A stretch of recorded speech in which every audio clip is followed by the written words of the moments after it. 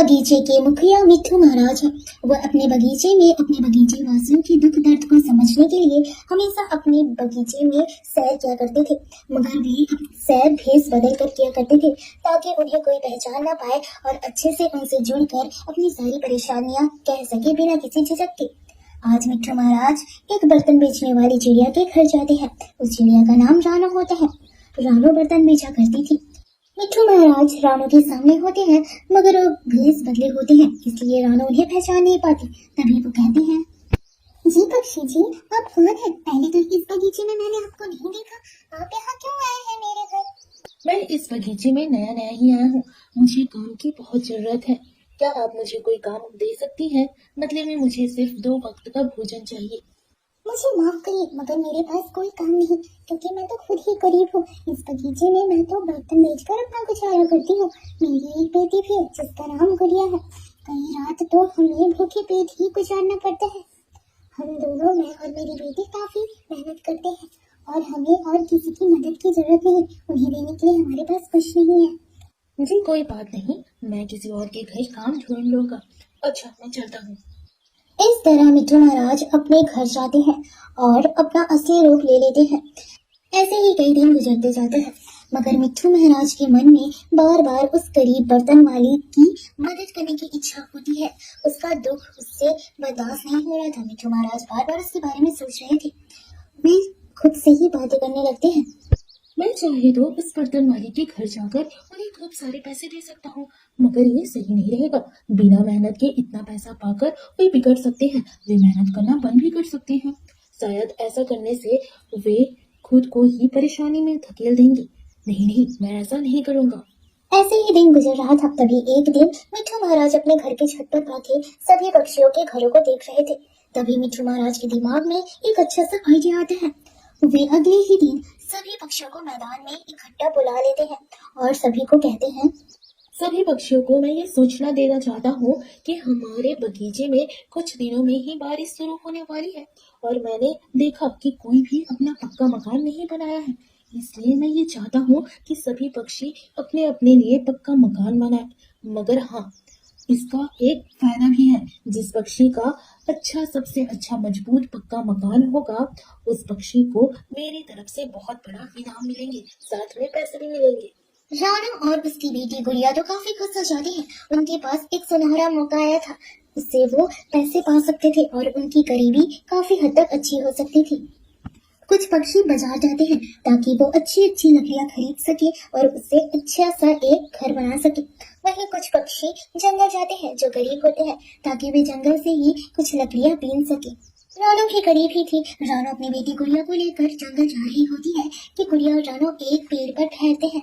फिर गुड़िया कहती है, माँ चलो हम बाजार चलते हैं, वहाँ से अच्छी अच्छी लकड़ियाँ मिलेंगी, जिससे हमारा घर बहुत सुंदर तैयार होगा। तब हम ही जीतेंगे ये प्रतियोगिता। मगर गुड़िया, मेरी बेटी, मेरे पास तो इतने पैसे हैं ही नहीं कि हम बाजार से लकड़ी खरीद सके। नहीं माँ, मैं कुछ नहीं जानती। चलो हम बाजार ही जाएंगे, वहाँ किसी भी तरीके से हम लकड़ियाँ खरीदेंगे। चलो ना माँ। प्यारे दोस्तों, आपसे रिक्वेस्ट है, कहानी को आगे देखने से पहले हमारे चैनल को प्लीज सब्सक्राइब कर लीजिए। गुड़िया जिद करने लगती है बाजार जाने के लिए। वे ऐसी बातें कर रहे होते हैं कि तभी वहाँ कबूतर आ जाता है। क्या हुआ कबूतर अंकल, आप तो बाजार गए थे, मैंने आपको बाजार जाते हुए देखा था। क्या हुआ, आपने लकड़ियाँ क्यों नहीं लेकर आई हैं? क्या बताऊं गुड़िया, बाजार की सारी लकड़ियां खत्म हो चुकी है और जो लकड़ियां बची हैं वो काफी महंगी है। उतनी महंगी लकड़ियां तो मैं खरीद ही ना सकूंगा, इसलिए मैं घर जा रहा था। मेरे घर में पहले से कुछ लकड़ियां बची हैं। उस पड़ी हुई बची लकड़ियों से मैं अपना घर एक बना सकता हूँ। फिर कबूतर वहाँ से चला जाता है। गुड़िया समझ जाती है कि उनका बाजार जाने का कोई फायदा नहीं है, इसलिए गुड़िया और उसकी माँ रानो अब वे जंगल की ओर जाती है। मगर जंगल जाने का भी उन्हें कोई फायदा नहीं होता है, क्योंकि पहले से आए हुए पक्षी पहले ही सारी लकड़ियाँ बीन ले गए थे। अब गुड़िया और रानो दोनों निराश होकर घर को लौटते हैं। अब हम क्या करेंगे मम्मा, हमारी तो पास तो लकड़ियाँ ही नहीं है। अब तो हम इस प्रतियोगिता में हिस्सा भी नहीं ले सकते। गुड़िया मेरी बेटी, तो चिंता ना कर, कोई ना कोई तरीका जरूर निकल जाएगा, मुझे पूरा यकीन है, तो चिंता ना कर। ऐसे ही कुछ दिन बीत जाते हैं। बारिश का मौसम भी आने वाला था और रानो का घर अभी तक नहीं बना था। रानो चिड़िया काफी ज्यादा टेंशन में थी।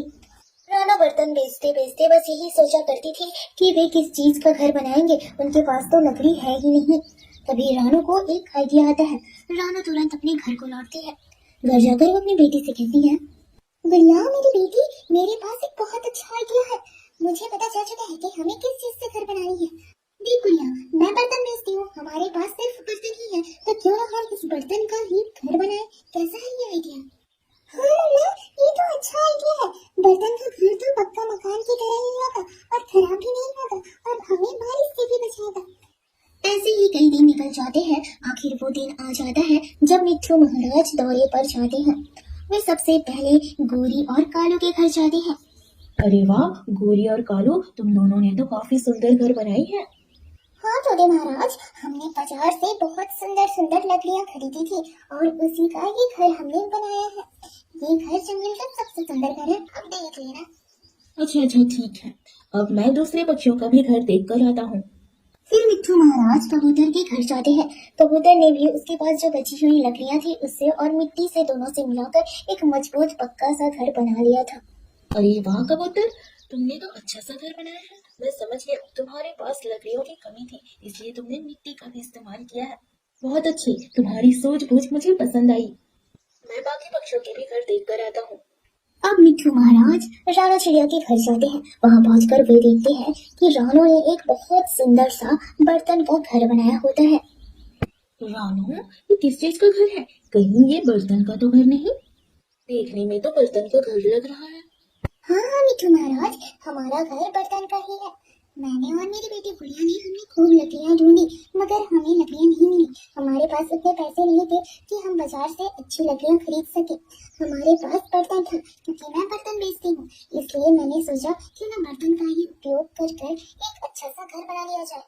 वाह रानो वाह, तुम्हारे पास लकड़ियाँ कुछ भी नहीं थी।